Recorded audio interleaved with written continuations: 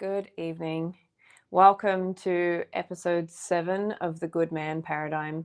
My name's Imogen Hobbs. I am the men's coach and founder of Change Channel Coaching.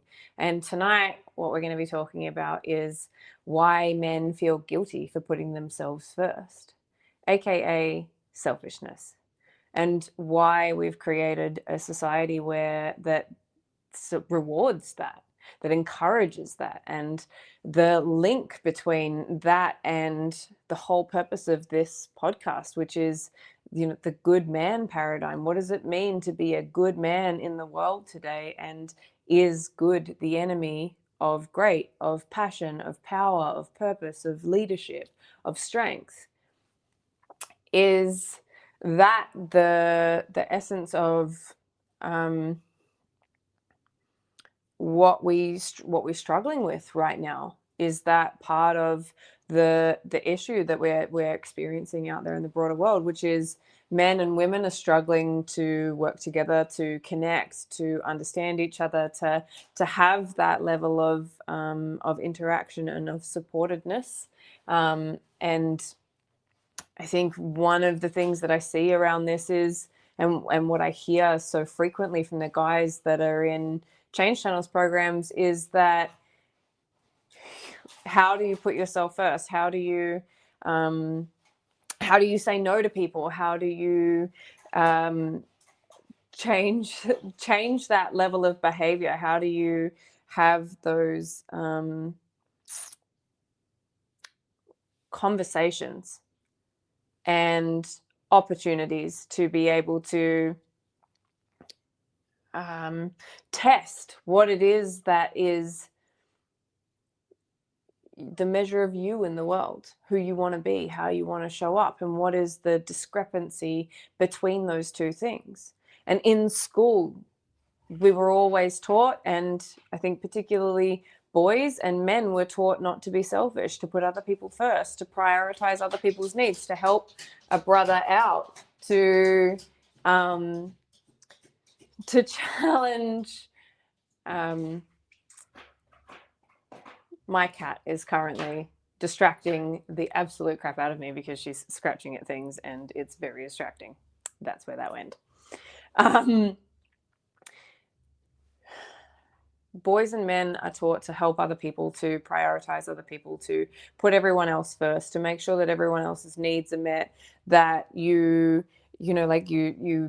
overwork, you overprovide, you make sure that you are doing what society expects of you, and you don't ask for what it is that you want or what it is that you like, or say no to things. And I'm working through this with clients right now around being able to recalibrate relationships, 20, 30, 40 years into the relationship, around who have you been all of this time, and how much have you been sitting in the back seat? How much have you allowed other people to decide and discern what you will and won't do, and how you will and won't show up, and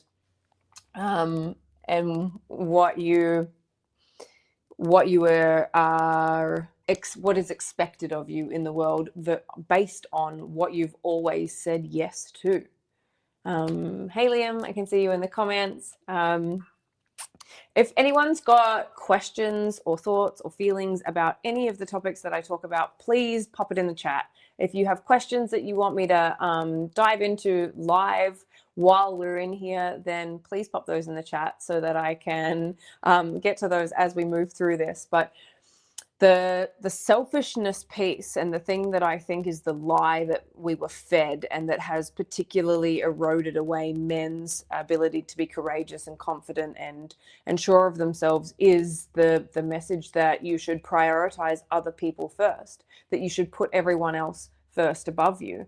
And I actually had some feedback in threads today around this topic, because we popped it out in threads this morning, and it was that, like, yes, you should always put other people above you, and I think that that kind of defeats the purpose about being here if you're living your experience to be subservient to others, to prioritize others happiness, others' health, others' opportunities above your own, then are you missing out on the opportunities in your own life to experience what that feels like for you? And the experience that we get of men when they do that, which is a lesser version, right? That's a diminished version. It's feeling like you are distracted or shut off or shut down or shut away or silenced in some way, because it doesn't even matter what you want anyway.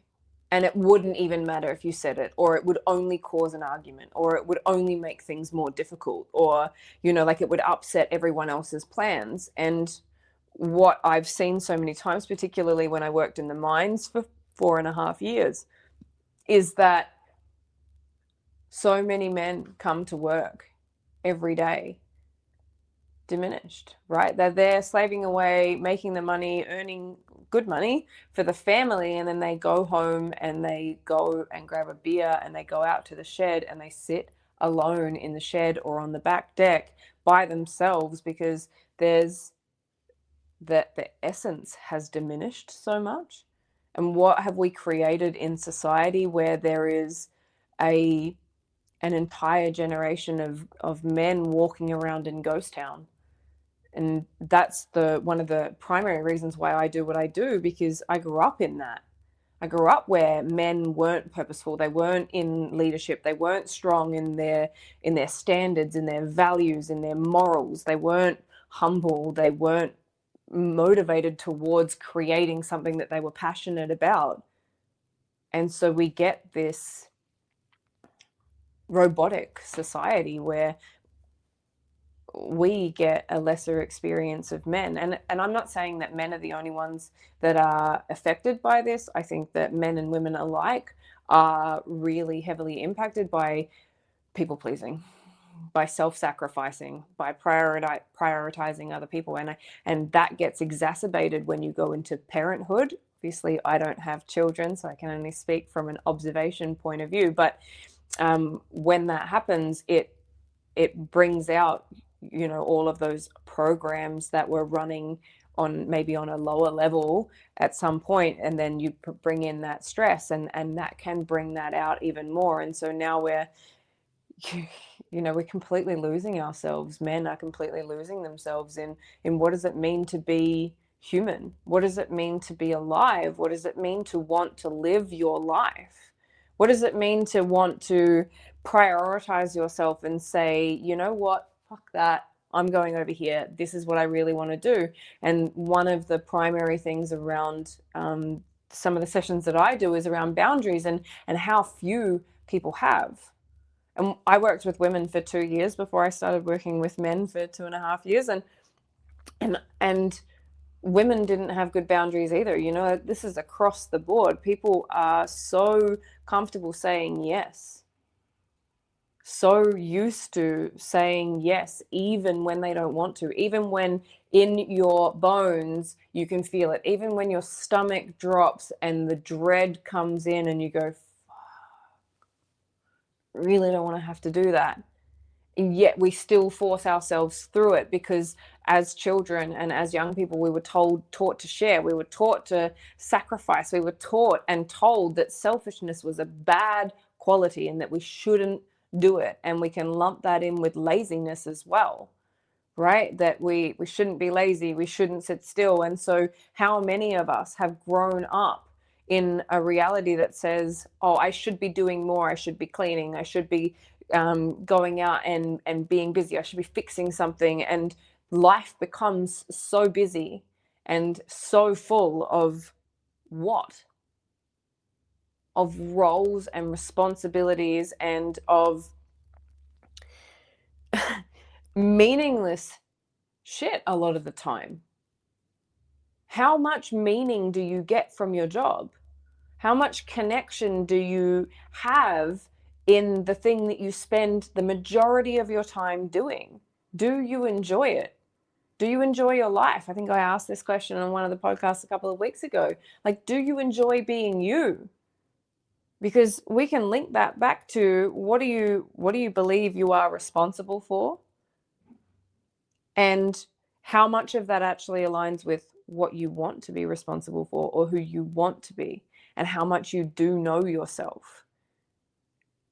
How comfortable are you saying to your friends or your partner or your boss or your colleagues, how comfortable are you saying, no, thank you. No, I don't have capacity for that. No, I'm not interested. No, I don't want to do that.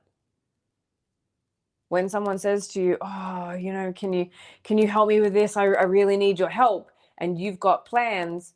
Do you say, yep, oh, yeah, yep, yeah, and you know what? Never mind. I don't need to do that. I'll come and help you. And that can sound harsh. It can sound a bit ruthless sometimes. But I think until we know what our no is, are you clear on what is an actual yes for you? If you're not used to saying no, if you're not comfortable saying no, and you're always comfortable and you're always saying yes, what quality is in your yes? How much of you is in there? Because generally we'll just say yes and yes and yes and yes. And I get the guys in phase 1 to say no 30 times in a day, and you only get 3 yeses. And I have not had one man come back to me and say, that was really easy. All of them have come back and said, I did not realize how many things I said yes to. I didn't realize how much I said yes to the kids, how much I said yes to the partner, how much I said yes to the work, to the boss, how much I said yes to my friends. I've not had someone come back and say that was easy. And one thing I have heard and have had the guys come back with is that it's hard to say no. That is the challenge.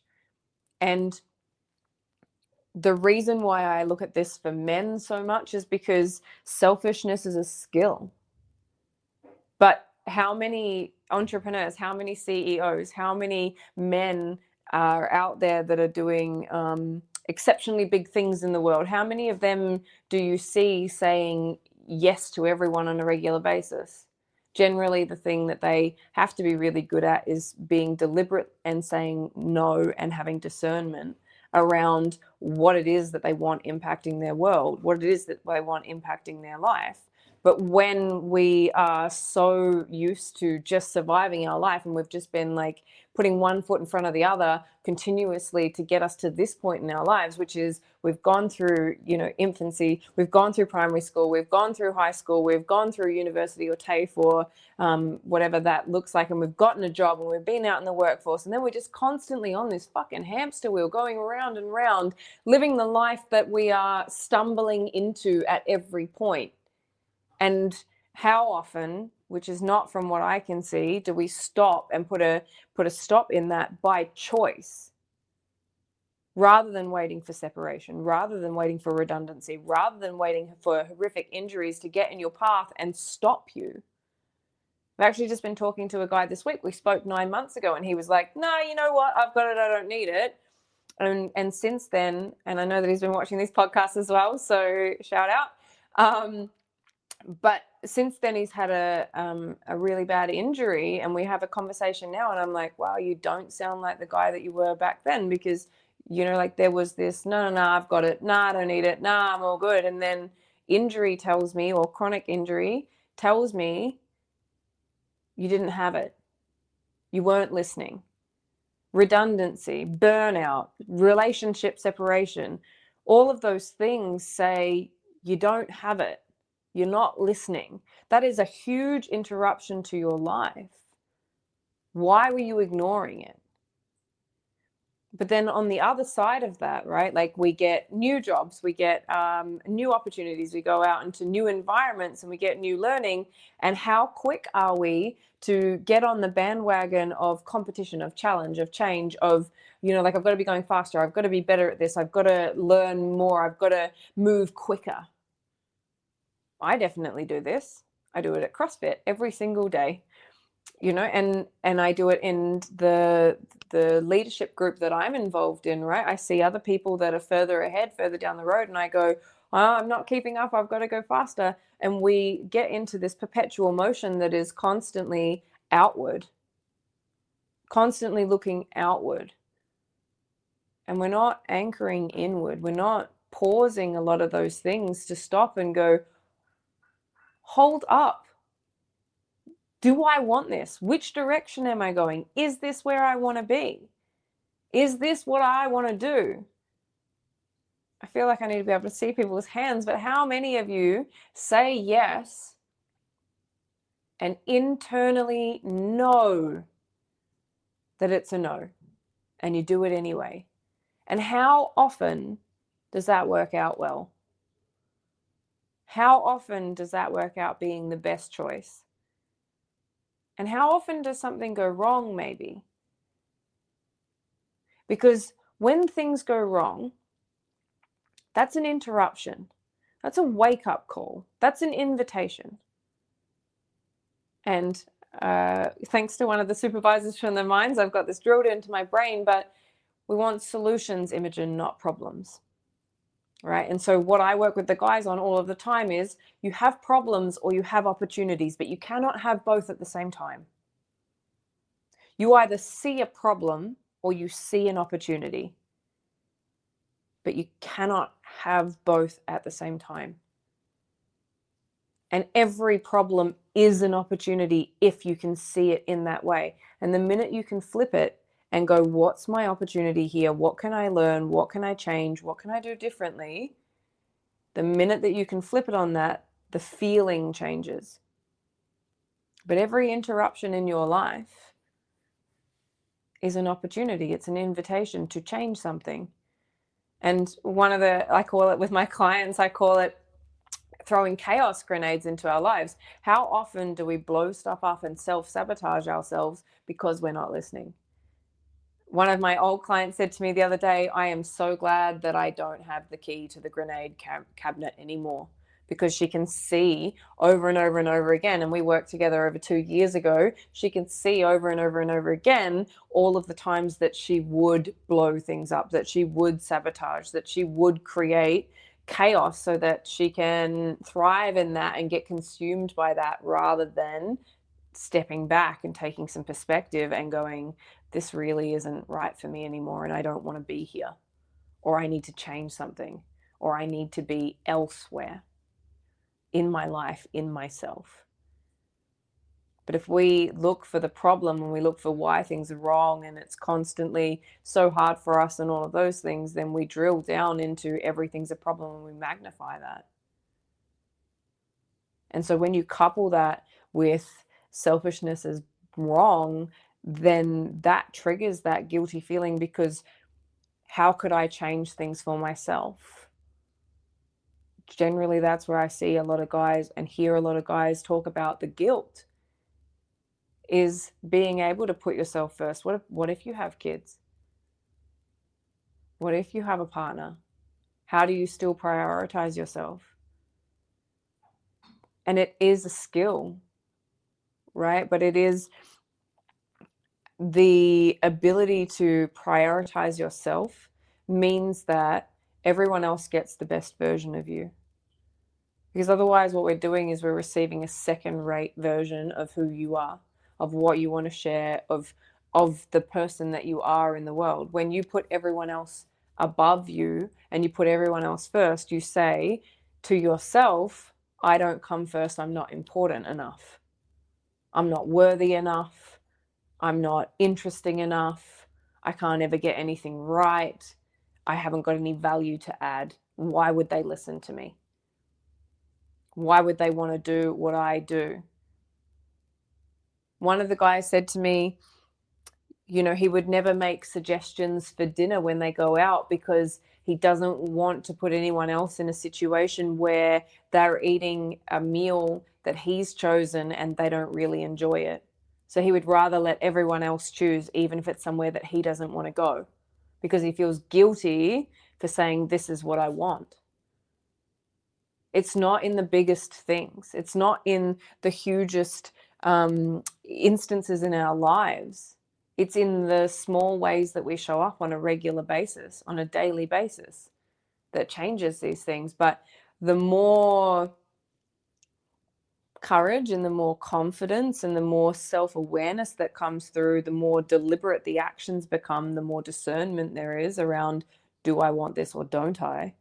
The more leadership that comes through in that, the more full it is a response, right? The more enlivened you become, the more passionate you become, and passion is magnetic. Creativity is magnetic. People want to be around people that have deliberate reason, that have clear vision, that have conviction. People want to be around that. They want to learn from that. They want to absorb that energy and they want to see more of it. People want to experience that. When you see people that are passionate, when you see people that are deliberate, when you see people that are out there encouraging other people, or that they've got something that they need to bring into the world, that they need to share, generally we're magnetized towards those people. I just want to say, hey, Laura, and Owen says you can give, but also ask for what you want. Yes, you definitely can. And that's the discernment, right? Is around, do I want to give this time? Do I want to share this? Sometimes the answer is yes. Sometimes the answer is no. Selfishness is the ability to say no and put that first and foremost for yourself. But coming back to what I was just saying as well around, the more that you have that energy within you, which is, I know who I am, I know where I'm going, and I know what I want, and I know what needs to happen to get there, the more that we as people that are around you, your friends, your family, your children, your co-workers, your employers, your whatever it is, your employees, the people that surround you get a far more impactful experience of who you are, because you actually want to show up in your life. You actually want to be there. You actually enjoy yourself. You actually love your life, which means that people love being around you. But while we are constantly putting ourselves last, constantly saying yes to everyone else, constantly feeling low and like we're disconnected, we don't want to be around ourselves generally in that state. Why would everyone else?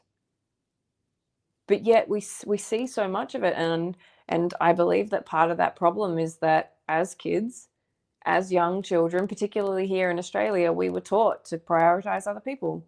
We were told that selfishness was bad, that we should put others first, that we should care for everyone else's needs, that we should serve.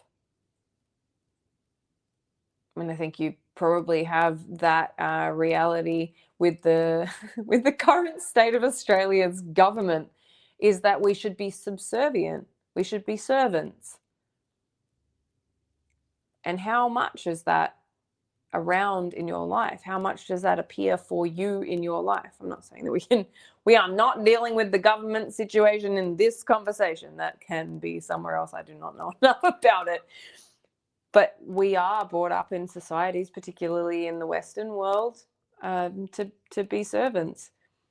And at what point do you want to wake up to that and say, well, how much authority do I actually have over myself?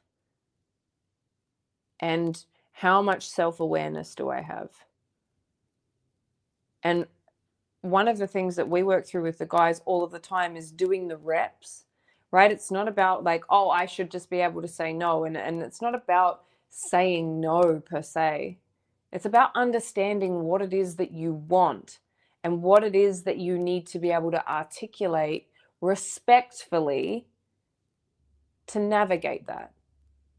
Because generally when we change things for ourselves, people around us don't like it, particularly not the people that are used to getting things from you, right? So if you've always been saying yes and you've always been doing things for other people, and then all of a sudden you say no, then generally speaking, people are not just going to be like, oh, okay, oh, no worries. More often than not, we get guilt tripped, right? We get people saying like, oh, okay, and you get that response that says, I'm not comfortable. That's because you've changed the conditions and they didn't expect it. But also because you've trained people into that state of being, that level of expectancy from you, because you've constantly kept up the behavior that was expected. And now you're changing that. And so when you change that, it makes other people feel uncomfortable. Have you ever tried to stop drinking, for instance? I definitely have. And I remember when I was 25 and I quit drinking the first time, and all of my friends around me, we would go out for dinner and they would be like, oh, you sure you don't want to just have one, or can't? And it's all this peer pressure and peer support because, peer pressure, because you're not drinking makes it very apparent around the thing that they are doing, and it makes them question themselves about whether they want it or not, and whether they could stop or not, whether they have the willpower, the determination to do that or not, whether they understand themselves that well or not. Whatever that is, you highlight to other people the thing that they can't do for themselves yet. And that makes people feel uncomfortable, and people don't like feeling uncomfortable. So they try and pull you back to where they are or where you were so that they can feel comfortable. That's all it is. It's not about people wanting to do bad by you. It's not about people wanting you to struggle or be in a shit situation, or, it's not even that people want you to prioritize them necessarily over you. It's that they're comfortable, and that's the status quo, and that's what we've created, and that's what everyone's used to. And now we're changing things. And now you're prioritizing yourself, and other people don't generally know how to do that, just like you probably didn't. And so frequently, we hear this toxic masculinity or toxic femininity, or, men are the problem or women are the problem, or, there's so much of it. It's not either of those things. I don't think that anyone's toxic. I just think that hurt people hurt people. People that don't understand themselves will portray and perpetrate the same behaviors that they understand. And some people do things like that out of malice, and that's maybe a little bit different, but still, people with deep wounds will hurt people. And it's a perpetuation of that behavior. And so when you're changing that on your level, you'll ruffle feathers. People around you will feel uncomfortable. You will have to distance yourself from people, generally speaking. I don't really know anyone that's gone through a process of self-development that's kept everyone around them, because the people reflect the place that you have been in. And I spoke about this last week, so if you wanted to jump in on the loneliness, episode 6 that was last week, then please watch the replay of that. But you are changing when you prioritize yourself, when you decide to be selfish and put yourself first. Then that's what you're doing. And I think that beautiful opportunities come from that. Beautiful levels of growth can come from that.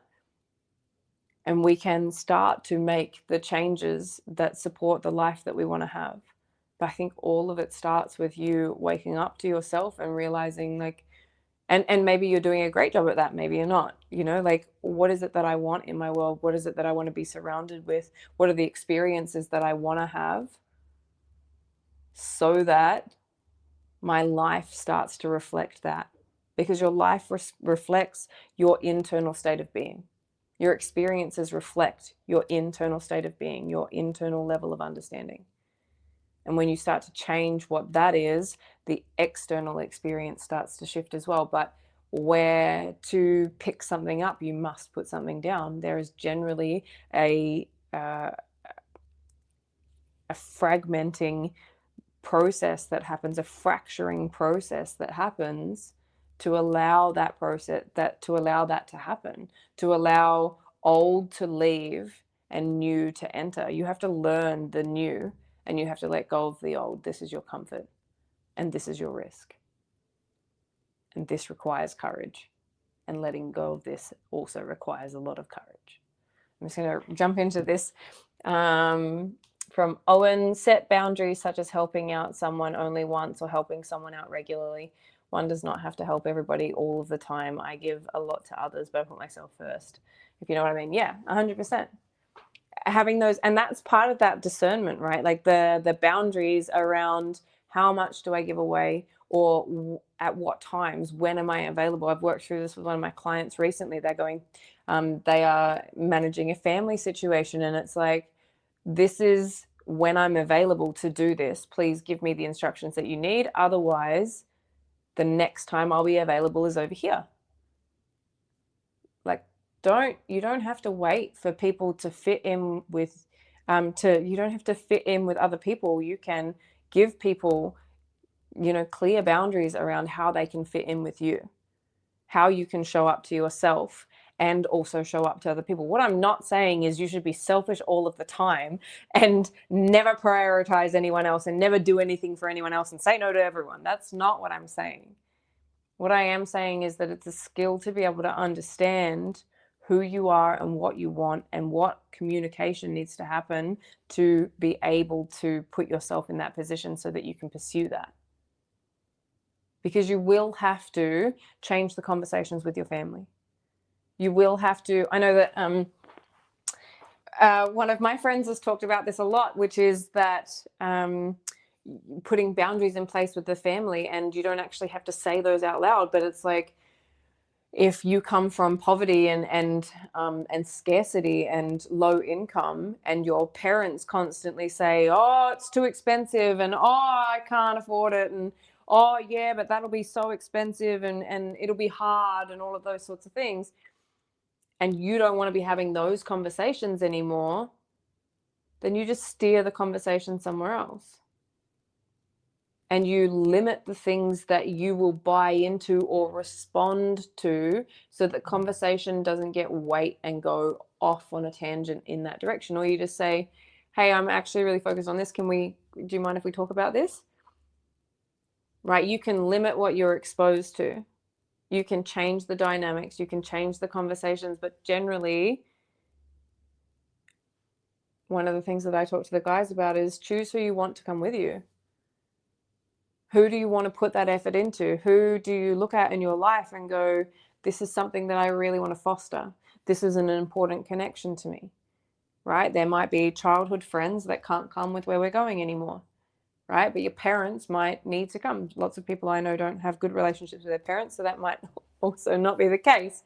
But what conversations need to be had to invite those people with you so that they know what it is that you're doing, they know why you're doing it, they know where you want to go.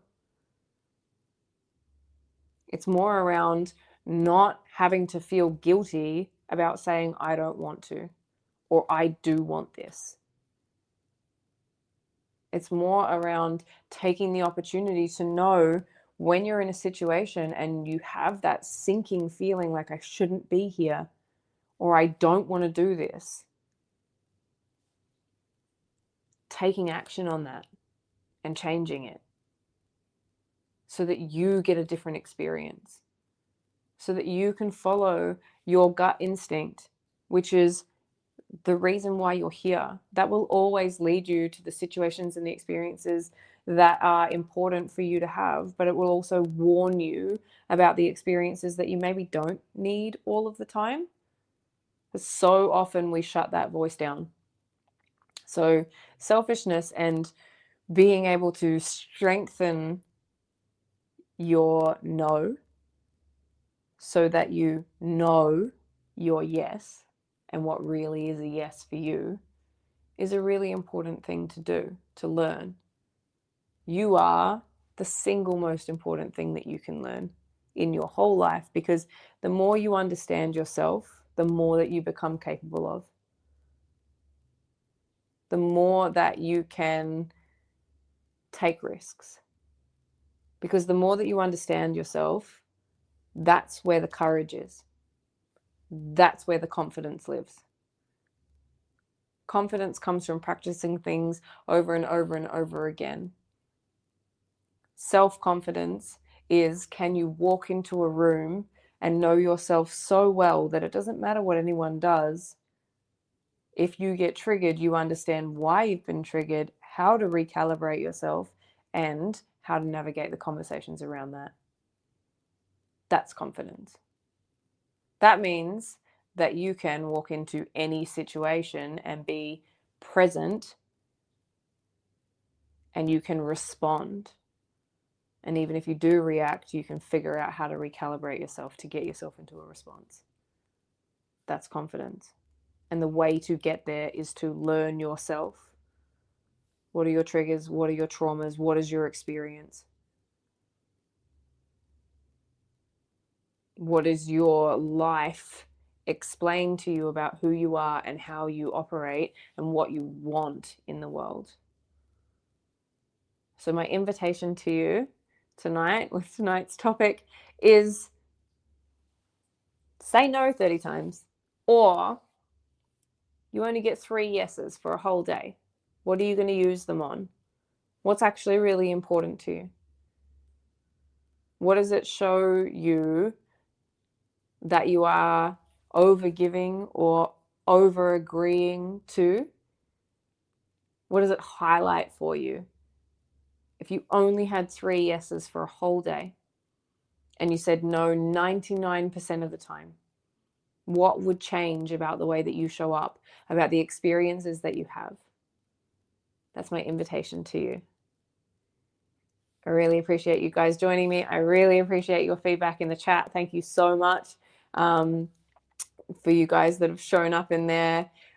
If you are loving this, then please like and share or subscribe. I will see you again next Thursday night at the same time, 5:30 p.m. This has been the Good Man Paradigm, and my name is Imogen Hobbs. Thanks for joining me.